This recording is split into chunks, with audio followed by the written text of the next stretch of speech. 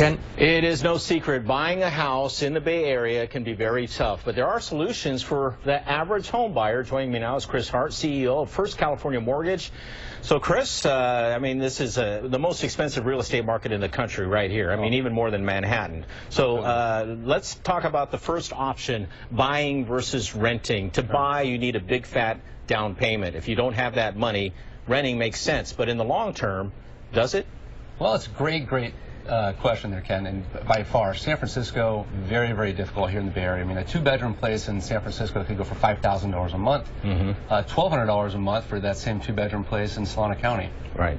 If you think about it, that's actually a mortgage payment. So people have the ability to make the payment.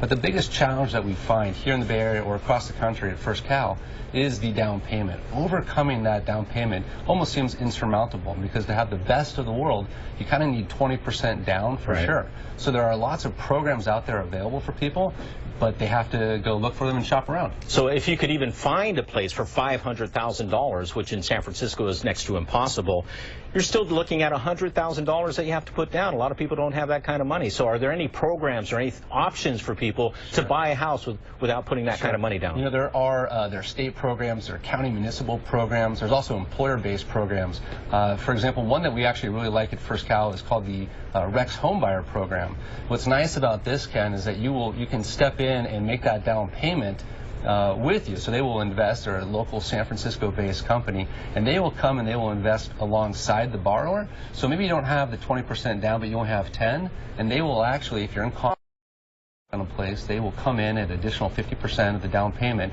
and invest with you. And the beautiful part is that they will ride the appreciation up with you, but they will also ride down with you if the home does in fact lose value. Okay, talk about best practices with mortgages. What are we talking about here?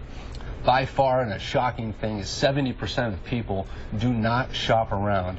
You have a relationship with your real estate agent, you just kind of tend to take their advice. So by far, best practice, go out and shop around. I'm shocked that people will spend more time shopping for their cell phone, a $300 or a $500 purchase, than they will a mortgage, which takes, $300,000, $500,000 transaction. So I'm not sure if it's the dollars involved or the amount of paperwork involved, but a best practice by far is to go out and shop around. And I'd add too that millennials, who kind of get a bad rap, but we have a lot of them here in the San Francisco Bay Area with the employment base.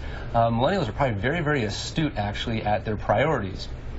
Recent surveys came out finding that 63% of millennials want to actually buy a home in the next 2 years. Very good for home prices here in the Bay Area. But their priorities are, number one, they're saving for the down payment. Number two, they're paying off debt. And number three, steady employment. All three things I wish all borrowers would have, because those are great best practices. All right, Chris Hart with some advice. So the number one key, shop around, ask a lot of questions to get all the information you need. You can buy a house if you have a job and you have some income. All right, back to you, Ted.